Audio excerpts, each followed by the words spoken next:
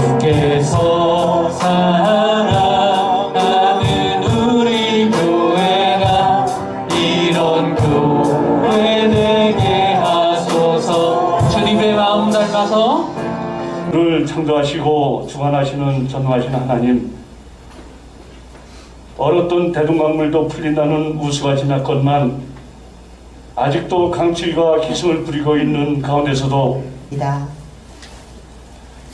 여호와께서 노아에게 이르시되 너와 내 온 집은 방주로 들어가라. 이 세대에서 내가 내 앞에 의로움을 내가 보았음이니라.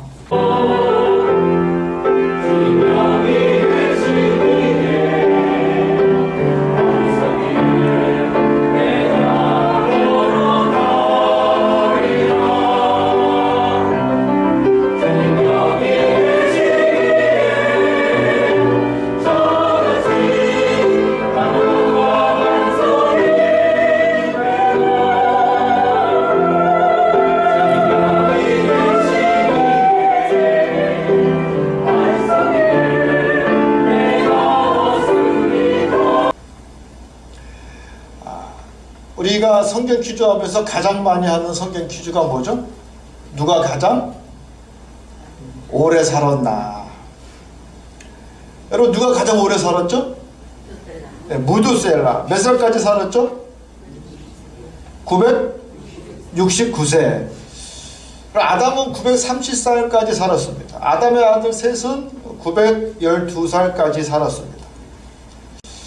우리가 이 말씀을 읽으면서 사실은 마음 가운데 조금 의아하죠. 아니, 어떻게 900년을 살 수가 있어?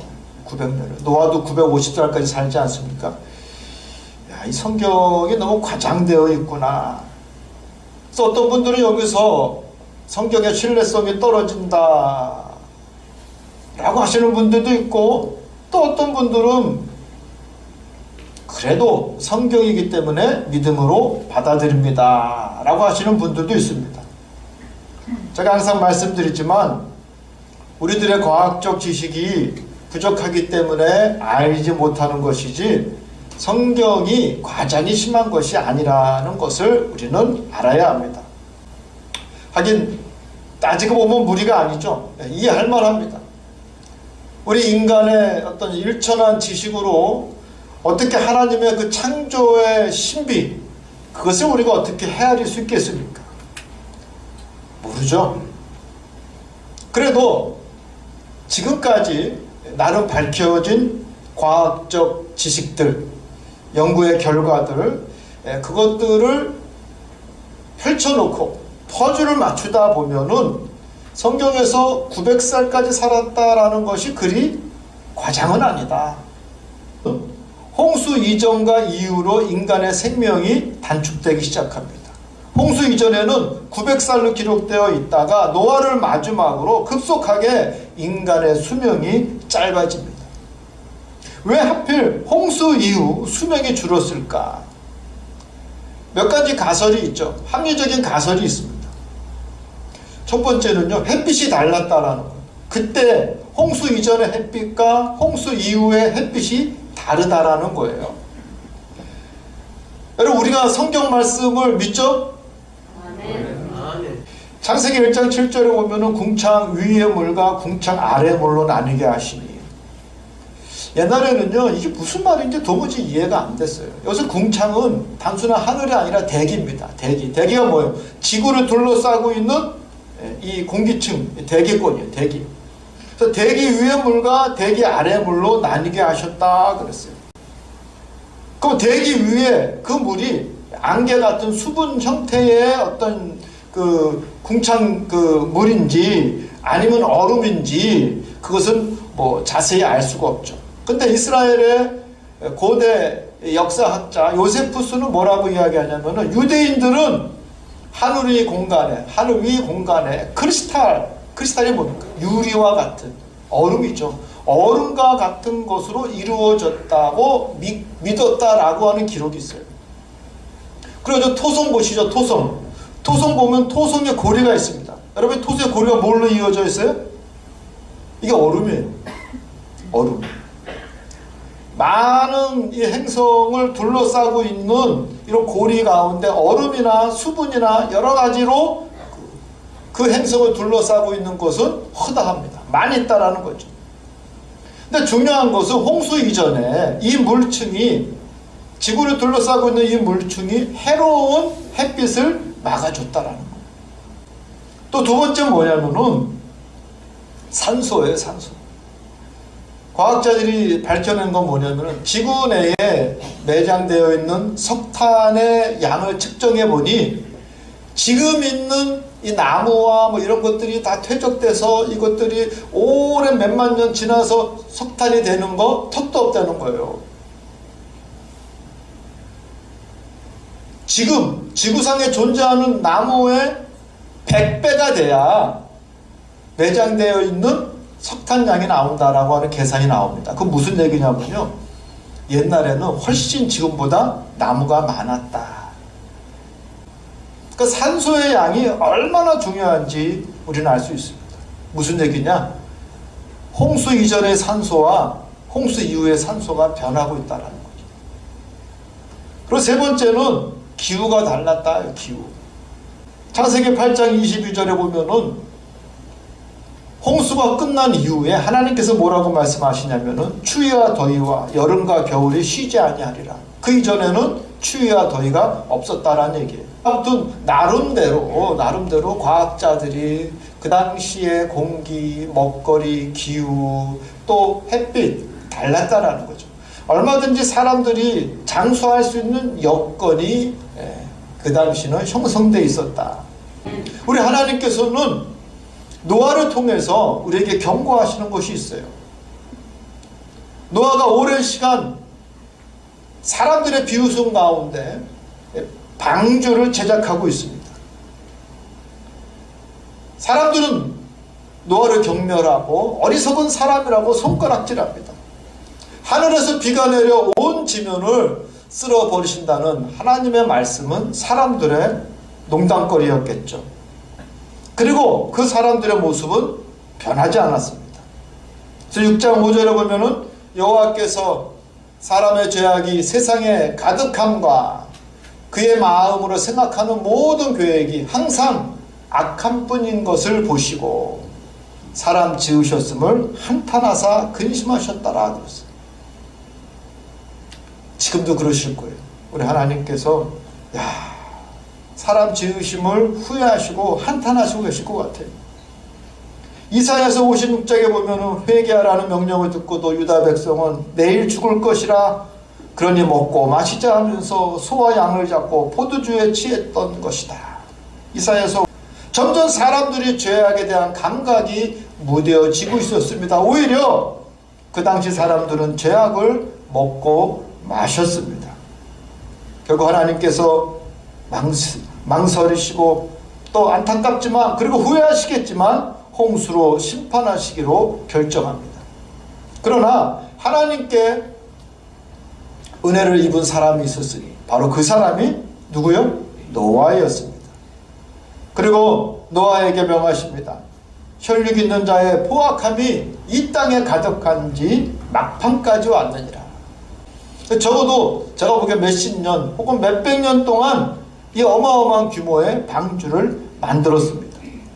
그럼 그동안 여전히 사람들은 하나님의 심판의 상징이 무엇이었습니까? 또 구원의 상징이 무엇이었습니까? 방주였어요. 오히려 옆에 있는 사람들은 그 방주가 익숙합니다. 하나님의 심판, 사람들은 비웃습니다. 고슴칩니다. 하나님의 경고를 그들은 귀담아 듣지 않았습니다. 오히려 노아를 미친 사람 취급을 합니다. 지금도 마찬가지 아니겠습니까? 믿음의 사람을 비웃는 세상이 되었습니다. 하나님의 진리와 선한 양심을 지키려고 하는 사람을 멸시합니다. 우리를 멸시하는 사람들은 인간의 본연이 무엇인지 알지 못합니다. 우리 하나님은 다 세고 계신다라는 것입니다. 그리고 때가 되면 반드시 심판하시는 하나님이십니다. 다만 지금은 하나님은 인내를 가지시고 지켜보시고 계시는 것입니다. 그런데 7장 22절에 보면 그 냉소적인 분위기 가운데서도 노아는 하나님이 자기에게 명하신 대로 다 준행하였더라. 어떤 환경에서도 하나님의 명령을 준행하는 노아의 순종을 우리는 볼 수 있습니다. 하나님에 대한 신뢰와 믿음이 있어야 우리는 굳굳하게 그리고 패기 있게 밀어붙일 수 있습니다.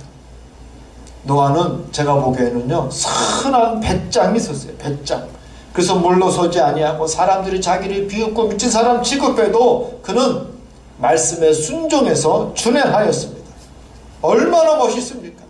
얼마나 멋있습니까? 웬만한 사람 같으면 아이고 일이 일어날 때 일어나더라도 사람들이 이렇게 손가락질하고 나를 비웃고 멸시하는데 이거 적당히 하다 말아야지. 어떻게 놔두고서 하나님이라 할 수 있을까 하면서 아마 뒤로 자빠질 것입니다. 그런데 노아는 뚝심 있게 밀어붙였습니다. 사랑하는 성도 여러분, 결국 누가 구원을 받습니까? 믿음으로 굳굳하게 패기 있게 밀어붙인 자가 승리한다라는 것을 우리는 말씀을 통해 알 수 있습니다. 사랑하는 성도 여러분, 여러분의 주파수는 어디에 맞춰져 있습니까? 집 사는 거? 차 사는 거? 내가 출세하는 거? 돈 버는 거? 여러분 너무 로또 좋아하지 마세요. 우리 집사람은 맨날 저보고 당신은 나한테 로또 같은 사람이야. 로또 같은 사람. 그래서 내가 흐뭇해서 왜? 그러니까 하나도 맞은 게 없어. 그러더라고요. 세상적 주파수에 여러분 인생을 맞춰봐야 우리가 얻을 수 있는 것은 허무라는 것 너무나 잘 알지 않습니까? 어쨌든 하나님께서 하늘의 창을 여시고 비를 40일 주야로 내리셨다 그랬습니다. 드디어 하나님께서 모세에게 방주로 들어가라고 명하십니다. 그리고 11절에 보면 7장 하늘의 창문들이 열려 40주야를 비가 땅에 쏟아졌더라 그랬어요. 그러니까 하나님의 언어, 신적인 언어를 우리는 이해할 수 있어야 돼요. 오히려 과학을 뛰어넘고 있는 하나님의 언어죠. 이것을 알아야 우리는 성경을 이해할 수가 있습니다. 어쨌든 온 지면에 물이 들어차는데 여러분 쓰나미 보시죠. 어마어마한 쓰나미. 노아의 방주가 물론 구원의 방주가 되었음을 우리는 너무나 잘 알고 있습니다. 방주에 들어간 생명만이 구원을 얻었습니다. 생육하고 번성할 수 있는 기회를 얻게 됩니다. 하나님은 이 생명들을 통해서 제2의 창조의 기회를 주셨습니다. 그러나 중요한 것은 이들이 방주에 머물러만 있지 않았다라는 것입니다. 200여일이 지나고 하나님께서는 그들을 배에서 내리게 하셨습니다. 그리고 땅에 올라 그 땅을 경작하고 생육하고 번성하라고 명하셨습니다. 철호성과 같은 정말로 항공모함과 같은 방주였지만 그것을 통해 또 그들이 구원을 얻었지만 그 방주가 곧 삶의 터전은 아니라는 것입니다. 땅 위로 나가야 한다는 것입니다. 우리 그리스도인들도 교회는 방주와 같습니다. 그러나 우리가 교회에서 살 수는 없습니다. 땅에서 열심히 살아야 됩니다. 땅에서 생육하고 번성해야 합니다. 성실하게 땀 흘리고 일해야 됩니다. 그 가운데 우리 열매를 얻어야 됩니다. 세상 가운데서도 우리는 열심히 생육하고 번성하는 것, 여러분 그것은 결코 죄가 아닙니다. 열심히 사는 거 죄가 아닙니다. 그러나 단 조건이 있죠. 하나님의 자녀로 살아야 한다는 것입니다. 지금은 교회의 종소리를 들어야 할 때입니다. 여러분 지금도 그 마지막이 임박한 때입니다. 세상에 대한 하나님의 심판이 지금 문 앞에 와 있습니다. 우린 깨어 있어야 할 줄 믿습니다. 여러분의 영안이 열리고 여러분의 귀가 열려서 지금도 하나님이 여러분에게 주시는 그 음성을 들으시기를 주님의 이름으로 축복합니다.